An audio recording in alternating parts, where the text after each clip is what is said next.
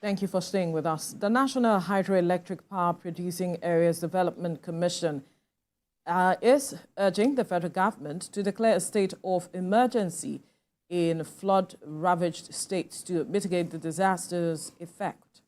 Managing Director Abubakar Yelwa highlighted the alarming statistics from the National Emergency Management Agency, NEMA, saying that nearly 200 lives have been lost and more than 208,000 people have been displaced across 28 states.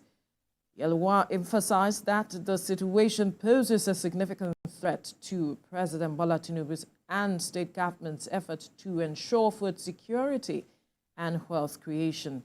Despite the agency's effort to curtail and mitigate the effects of flooding, more needs to be done to address this national emergency. Ido Salawu, an environmentalist and the MD CEO of Mark Press West Africa, joins us via Zoom to have this conversation. Good morning.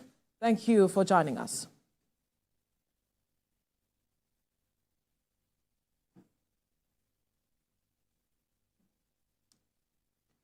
Can you hear me? Now, yes, I can hear you. Please go ahead. Good morning. Thank you for having me. Right. We can see the figures so far, nearly 200 lives lost and more than 208,000 people have been displaced across 28 states. That is what has been captured, aside other things. But declaring a state of emergency with this level of devastation already witnessed, is that the solution? Declaring state of emergency is just to maybe take out the protocol in government implementation plan in tackling crisis. That is the protocol in control of crisis. That's what state of emergency quickly means. That means all aspects of program and project of government will not follow that strict government bottleneck. So what that means is that government has to provide emergency activities to curtail the impact of the flooding. And if you look at the region that is calling for, the agency that is calling for the emergency, they have a reason. And the reason is that the alarming state at which this flooding is affecting human life, human daily life, human activities, our infrastructure, agriculture, food security, despite what we are facing in that region, which is the North Central region, where the River Niger passed. So I think, yes, it may go a long way, but is that the solution? It's a temporary solution. But we need to prepare ourselves to provide a kind of permanent solution to reduce the impact. We might not be able to solve, to eradicate it totally, because we have man-made and we have natural flooding. And if you look at the outlook of this year flooding, it's not about heavy rainfall compared to the 2012 flooding that was because of heavy rainfall.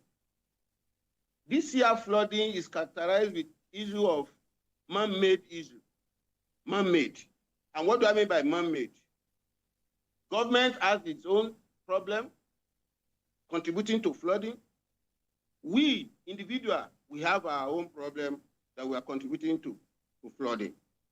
In government-owned, lack of infrastructure, lack of adequate funding to increase infrastructure that will curtail the impact of this flooding is one of the areas that government is lacking.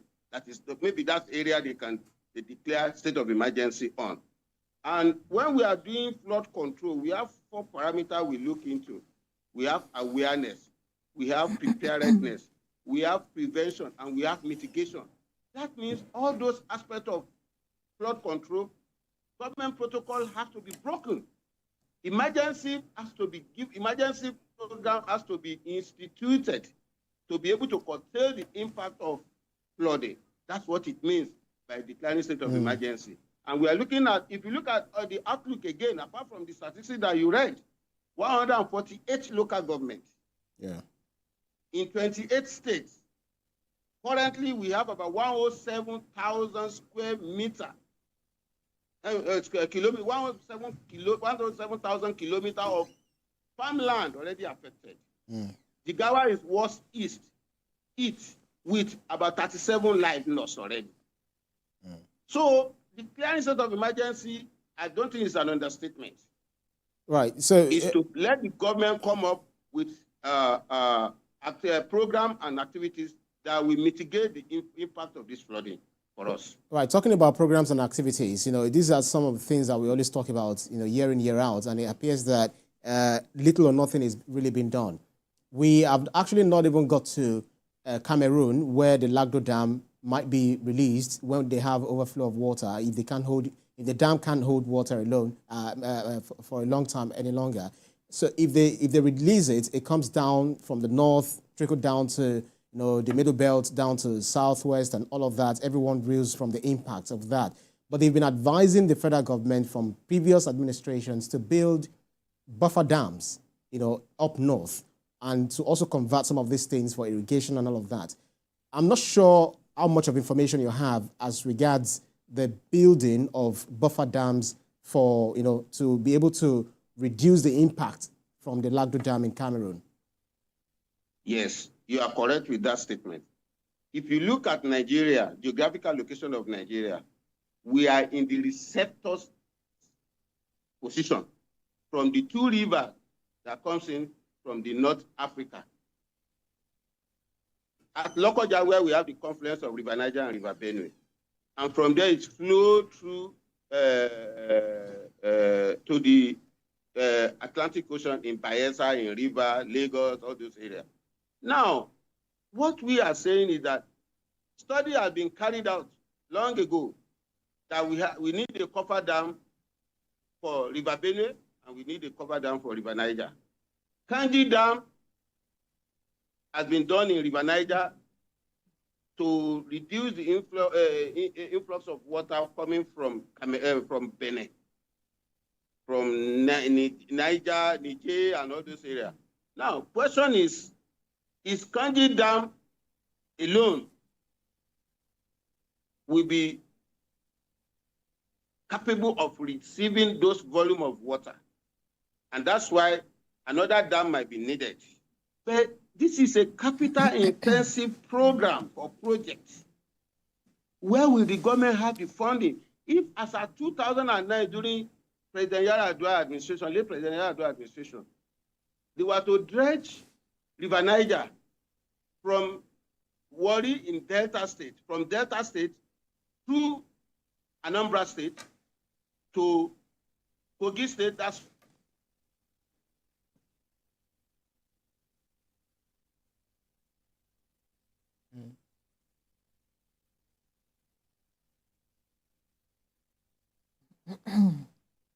All right, we'll get back to Ido Salawu there, but the pictures there are quite sad and really worrisome. I mean, you see properties that have been built with thousands of naira, because as it is for you to build anything because of what the situation is economically, you have to spend a lot. And now flooding is submerging those things. Some other aspects is even ancestral homes. Some persons' ancestral homes have been washed off by the floods. And in fact, when government tell these people, move up, go up upland where there is no flooding, these people refuse because of their attachment to these areas. And so the matter of how aware are these people of the impact of flooding? How have we even really addressed this matter of climate change? Because the amount of rainfall that we have seen, or the amount of floods that we have seen cut across northern states, is something that some would term unusual. Absolutely. So, right. But we hear that Ido is back. Right. Mr. Salawu, can you hear us? Yes, I can hear you. I can hear you. If you could just finish your line of thought, and then we go to the matter of, because you mentioned earlier on, if government has the funds to addressing some of the programs that is being proposed to address this matter of flooding. And then some would ask, Where is our ecological fund? We have gone to COP year in, year out, COP 29, COP 26, COP 27, name it. What is the kind of arrangement that we have had with, necessary authorities with regards to funding that can help the country address this issue holistically? When it comes to issue of funding, all hands must be on deck, from federal government to state government to local government. Don't forget that monthly allocation given to states and local government include this ecological fund. Federal government has its own share. State government has their own share.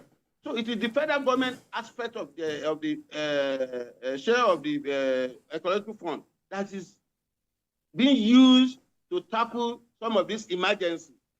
And they have other agencies like NEMA, like Great Green Wall, like other parastatals of government that are benefiting from the federal government slots of the ecological fund. So federal government have no territory. They still have to go to the state that is being impacted. Now, in the area of awareness, let's give credit to the federal government agencies that are creating this awareness. And we talk of NIMET and we talk of Hydroelectric agency. Yeah. They have created a lot of awareness. We are right from, I think, February or March, they already gave us the outlook of rainfall in 2024. Some state government, like Lagos State too, have started the use. You can see the policy of Lagos State government on a single-use plastic and styrofoam that they brought out that is blocking the drainage and blocking the canal.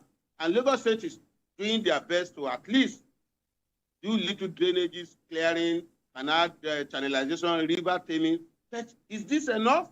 No. So people having attachment to their traditional land, farming land, ancestral land, we need to educate them more that your life means a lot than property that you are dying for, you are having affiliation for. So what we need to do now is to quickly use that emergency funding to first relocate these people from the lowland area to the upland area, and at the same time give them relief package to save more lives. Right. So that then from there, we can now start preparing for emergency fund now to take care of prevention and mitigation. If not, we will just be wasting our time. All right, Mr. Ido. Year in, year out, discussing this issue. Right. The NBS, the National Bureau of Statistics, gave this figure of 36 states sharing the ecological fund of 24.91 billion naira from the federal allocation accounts in the first half of 2024. And that goes to, several questions, by, someone like you and us and everyone watching that, okay, so where are these funds? How have they been utilized? From previous years, this year, and all of that, because they are meant to actually tackle erosion, desertification, flooding, oil spill, and droughts. So do you think we are having enough transparency as to how the states are utilizing these funds? Are we asking enough questions to get some results? See, my dear moderator, let me just be frank with you.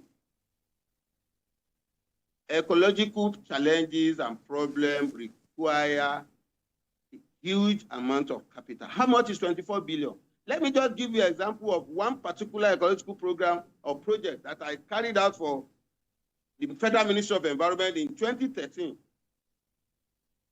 A dam, a particular dam, Asa Dam, the spillway in Ilorin span up to about 15 kilometers.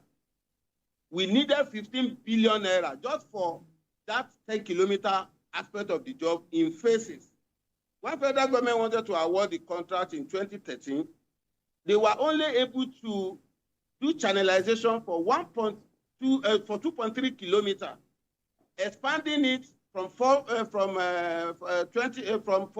meter to 40 meter wide, then depth 4 meter, and covering 2.3 kilometers in terms of dredging. And we removed 400,000 cubic meter of silt. It cost federal government 1.3 billion naira as at 2013. That's one state in a local government, Ilorin East local government. Now, talk of 24 states, and you are saying 24 billion. What is 24 billion? And so does that mean there should be no accountability, no matter how little? Have accountability. More votes, then follow the money where the money goes to. The project they were doing, is it over-bloated? Who are the people handling it? These are the questions we should be asking. But as far as I'm concerned, to build dike or retaining wall to curtail the overflow of river, you think it's a small work?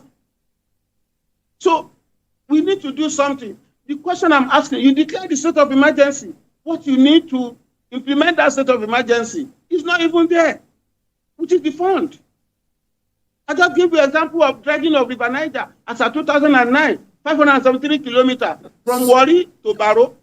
So 43 billion naira as at that time. Mr. Salau, let me just, yes, interrupt your line of thought for a bit, because you just mentioned something that I think is critical.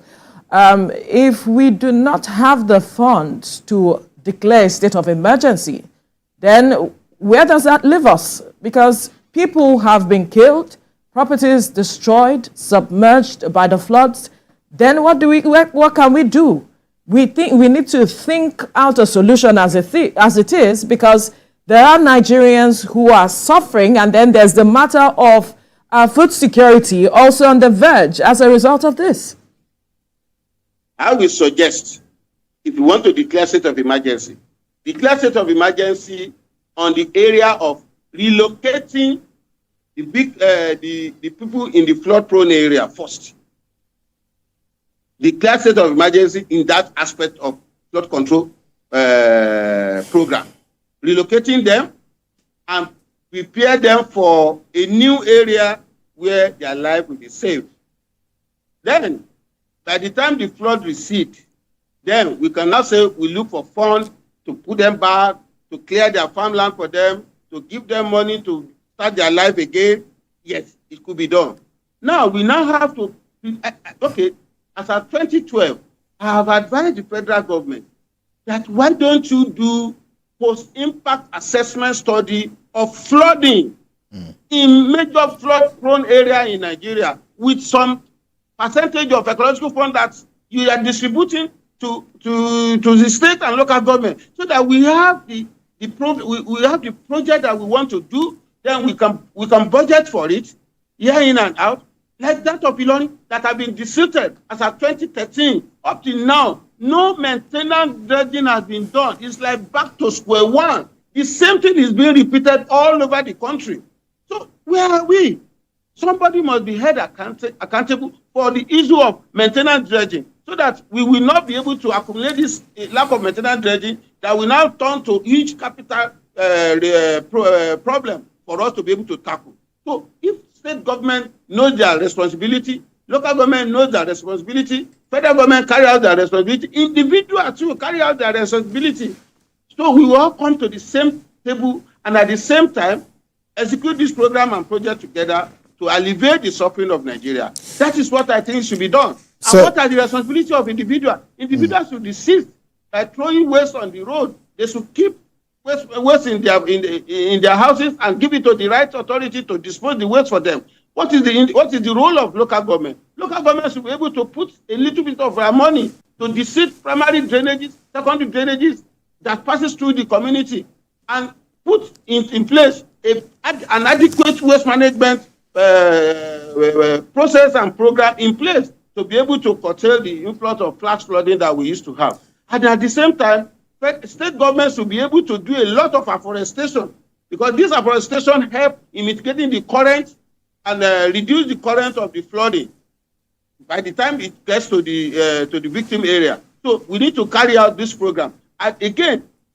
emergency flood program and project that we have, that they do in the other client, they have this, NEMA should be able to procure, they should give NEMA a lot of money to procure this high pressure pump that will move water from low land area to the upper land area where flood is not affected, that can assist or accelerate the receding or the evacuation of the excess water. These are the kind of program and project I think federal government should declare emergency on, just as we are fighting war, and they are giving a lot of money for the Boko Haram war that has been ravaging us in the last over 10 years. Yeah. The same thing should be done for flooding, because flood, if you look at impact of flooding and impact of war, they move pari passu. They have the same statistics all over in terms of human life, in terms of life on daily livelihood of our right, Mr. Salawu, at the end of the day, just like you said, is the people that will actually reap from this impact, just like they feel, in the time of war. But then these are people that will be moved to a makeshift, location where you have people with different hygiene practices, you have people with different, mental stress and mental issues, because even WHO says 1 in 4 persons, suffers from mental health challenges. So how do you think, or what would you advise people in terms of coping mechanism to withstand this period? Because some houses that they will be leaving might not be able to stand again after the flood. What would you say to them? See, the issue that's involved the use of maybe when you move people away from their ancestral land, where they are doing their farming, where they live, immediately after the flood, what we need to do is to equip them or support them to start a new life where they are. If they want to even move back to their ancestral land, they should be able to at least save their farmland for them where they can replant. Past study have shown that some areas, some countries are using flood water to do irrigation. They save it, they harvest it, and keep it till the drying period of when there will be no water. But at the same time, don't forget that when flooding occurs, it affects even public health. The impact on public health is enormous. And that's why we have a kind of public health problem like waterborne diseases, cholera, and typhoid. Because most of their drinking water well will have been polluted. And they will go back there and start taking that water again, and will now start battling with issue of public health among our people. So that's why we say issue of flooding is very, very important. Government should go back to the drawing board, use all the agencies of government and parastatal to come up with program and project that will alleviate the impact of this flooding. Because flooding affects 20% of our infrastructure are affected during flooding, be it transportation, farm, public health, absolutely, infrastructure, road, and rail. It's a security issue as it is, because we are already looking at a matter of food security as it is right now. But you mentioned something earlier where you talked about you have always called on government to do a post-impact assessment of flooding, yet nothing has been done. And then you also talked about no maintenance dredging have been carried out over the years. So are we really ready to address this matter of climate change head on? Well, I believe government wants to do something the government will be having plan to carry out program to secure its citizens or our citizens. But at the same time, I hope they are not going to be spending money or funding that they prepare to tackle some of this infrastructure wrongly. When they look at implication of flooding and implication of war, they have the same similarity on human life. So if they can set aside the kind of money they are using to prosecute Boko Haram war insurgency and do it for what's it called? For flooding, problem of flooding in Nigeria, I think we will get a headway there. So my advice to government is that they should look at all the area of all the aspects of flood control measure that they can quickly embark upon now, so that before next year again, we will not be talking the same thing. We will not be wasting our time, because I'm tired.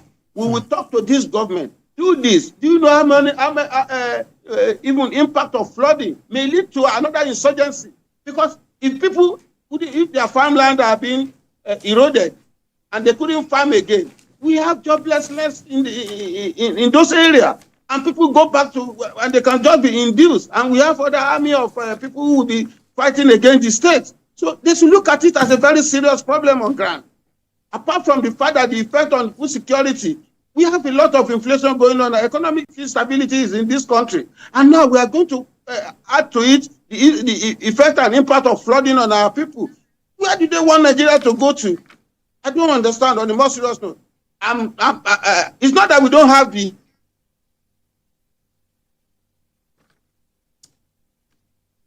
Yes, we lost connection with him. All right. I believe this is a fine place to leave the conversation right now. Ido Salao.